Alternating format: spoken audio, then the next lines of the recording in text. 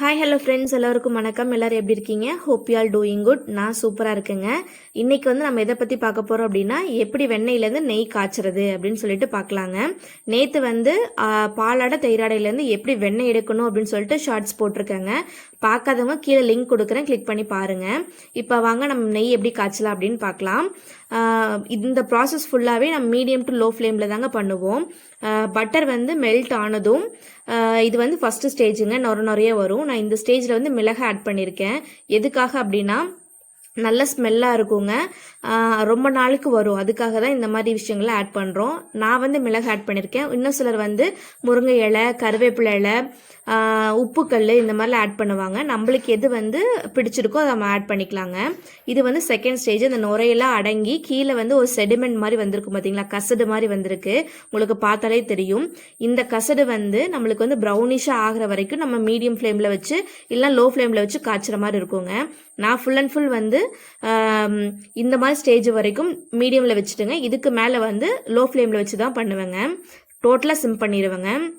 உங்களுக்கு பார்த்தாவே தெரியும், கீழே ஒயிட் கலரில் கசடு இருக்கும்.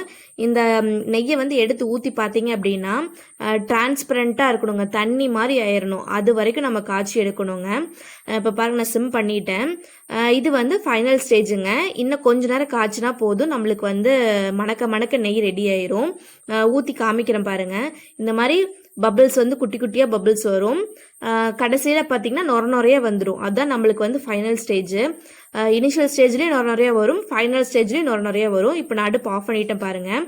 நம்ம எந்த கண்டெய்னர் ஸ்டோர் பண்ணுறோமோ அது ஃபுல்லாக ட்ரையாக இருக்கணுங்க. நம்ம டோட்டலாக ஒரு ஃபில்டர் வச்சு நல்லா வடிச்சிடணும்.